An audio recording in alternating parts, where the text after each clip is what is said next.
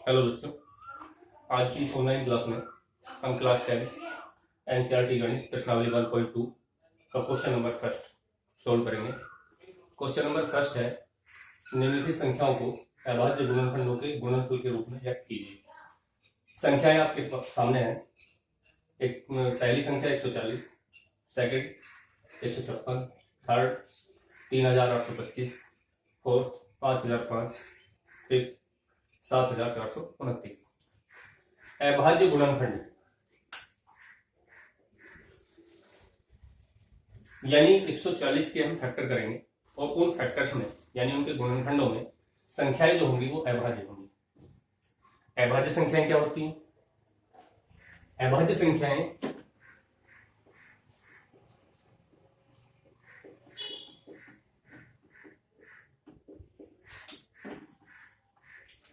वो संख्याएं होती हैं जो एक से तथा शून्य से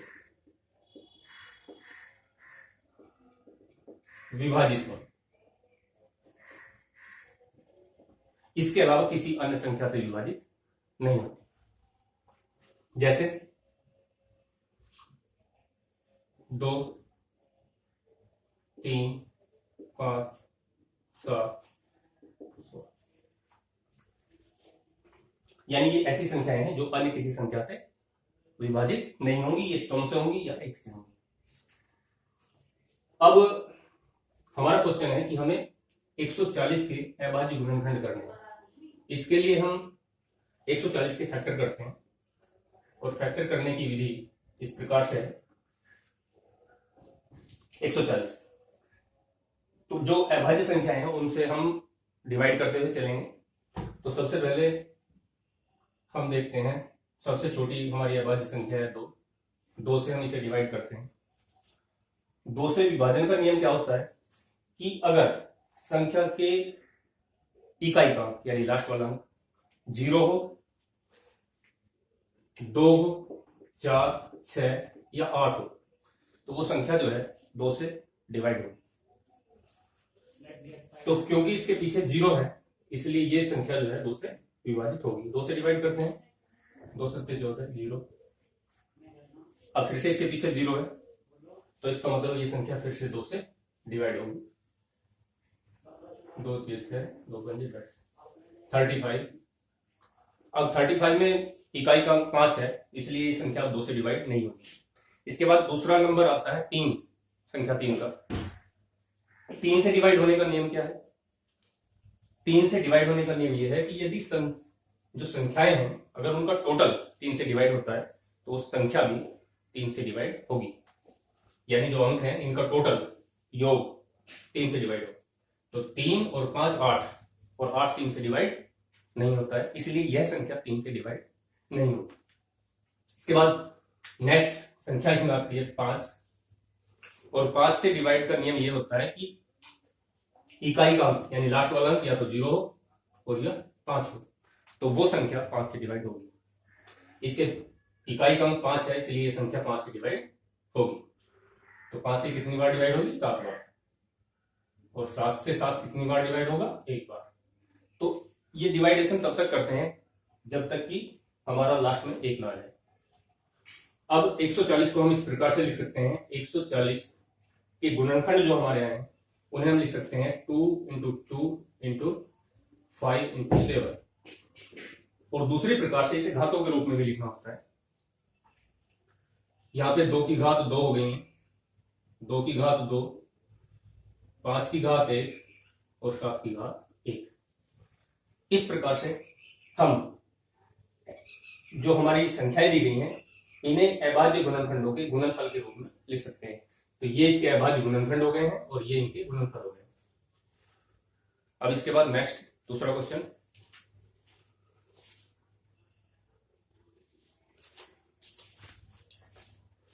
इसके बाद इस प्रश्नावली का क्वेश्चन नंबर 2, पूर्णांकों के निम्नलिखित युग्मों के एचसीएफ और एलसीएम ज्ञात कीजिए तथा इसकी जांच कीजिए कि दो संख्याओं का गुणनफल इजिकल टू एचसीएफ गुणा एलसीएम है।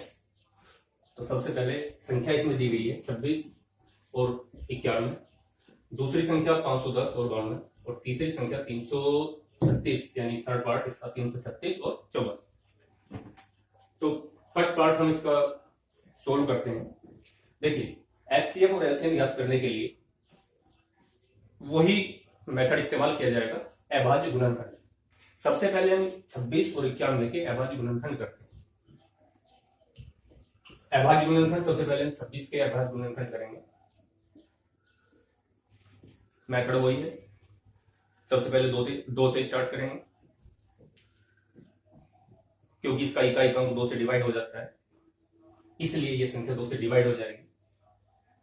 2 1 जा 2, 2 2 3 जा 6,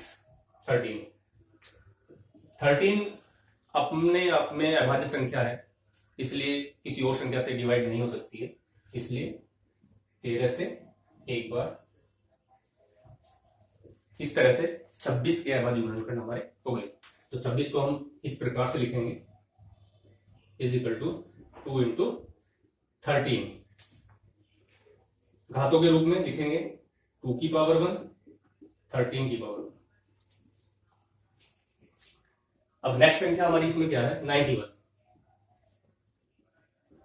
अब 91 के भी हम डिवाइडेशन कर लेते हैं, अभाज्य गुणनखंड करते हैं। 91 51, इसका इकाई अंक 1 है, इसलिए 2 से डिवाइड नहीं होगी। फिर 3 से देखते हैं।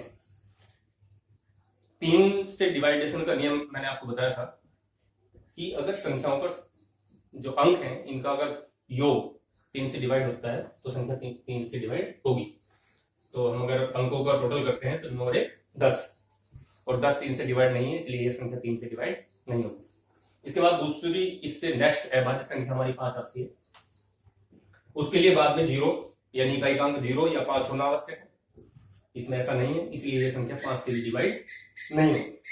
फिर नियम आता है 7 का, क्योंकि इसके बाद जो अभाज्य संख्या है वो 7 का नियम समझने के लिए जो इकाई का अंक है उसका हम कर देंगे 2 गुना, यानी 1 इंटू 2 हमारा आता है 2, और जो रेस्ट संख्या बची हुई है उसमें से इस 2 को घटा देंगे। अगर इस तरह से घटाने के बाद अगर वो संख्या 7 से डिवाइड है तो पूरी संख्या 7 से डिवाइड होगी।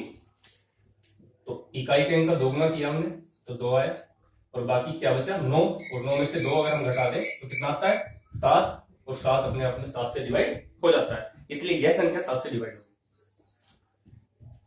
7 से डिवाइड करेंगे, 7 1 जा 7 और 7 3 जा 13, 13 से एक बार इस प्रकार 91 के हमारे अभाज्य गुणनखंड हो जाते हैं। अब 91 को हम किस प्रकार से लिख सकते हैं, 7 गुना 13, और घातों के रूप में कैसे लिखेंगे, 7 की पावर 1, 13 की पावर 1। अब इसके बाद हमें इनका एचसीएफ और एलसीएम दोनों निकालने हैं। सबसे पहले हम एचसीएफ निकालते हैं।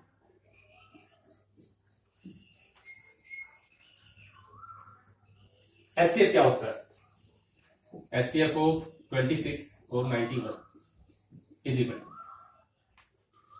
अभाज्य गुणनखंडों में उपस्थित प्रत्येक उभयनिष्ठ गुणनखंड की सबसे छोटी घात का गुणनफल जो होता है वो हमारा एचसीएफ होता है। तो हम सबसे पहले उभयनिष्ठ गुणनखंड इसमें देखेंगे, तो उभयनिष्ठ में हमारा आता है 13।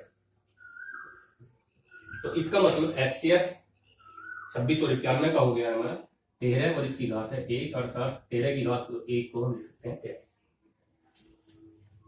अन्य कोई संख्या इसमें उभयनिष्ठ नहीं है, इसलिए एचसीएफ इज इक्वल टू 13। अब बात आती है LCM. LCM of 26 91 is equal to प्रत्येक अभाज्य गुणनखंड की अधिकतम से बड़ी से बड़ी घात। इसमें उभयनिष्ठ नहीं है, ये बात समझनी है। यहाँ पे उभयनिष्ठ केवल एचसीएफ होता है, और इसके बाद अभाज्य जो एलसीएम है वो सभी अभाज्य जितने भी इसमें गुणनखंड है उनकी बड़ी से बड़ी घात ली जाएगी और उनका गुणनफल किया जाएगा। अब देखिए, सभी अभाज्य गुणनखंड लेने तो 2 भी लेना है, 7 भी लेना है, और इन दोनों में से एक लेना है, अर्थात 2 की पावर 1, 7 की पावर 1 और 13 की पावर 1। मल्टीप्लाई कर लेते हैं, ये आएगा हमारा 14, 13, 13 चौका 52, 5, 13, 5, 18, 182। इस तरह से HCF 13 और LCM 182। अब इसका नेक्स्ट पार्ट और दिया गया है कि जांच कीजिए कि दो संख्याओं का गुणनफल is equal to HCF into LCM। यानी पहले हम दो संख्याओं का गुणनफल करेंगे और हम ये जांच करेंगे कि उसका गुणनफल HCF और LCM के गुणनफल के बराबर है या नहीं। तो सबसे पहले दोनों संख्याओं का गुणनफल देखते हैं। दोनों संख्याओं का गुणनफल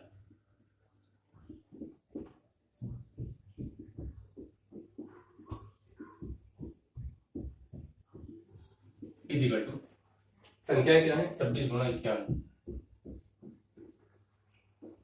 मल्टीप्लाई यहां पे कर लेते हैं 26, 51, 26।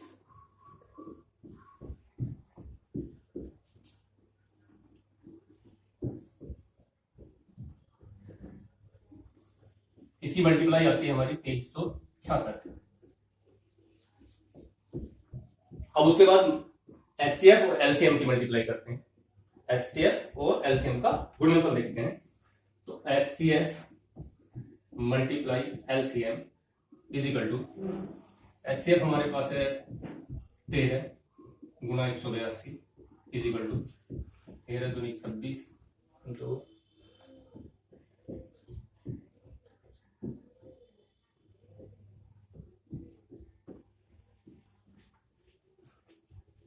2366।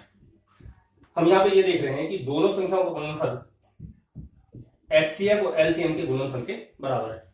ये भी 2366 था और ये भी 2366। अतः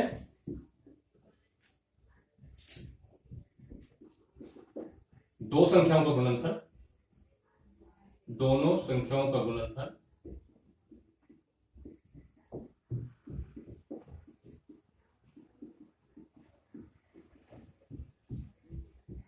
is equal to HCF into LCM, और यही हमें जांच करनी थी। इस तरह से ये क्वेश्चन समाप्त होता है।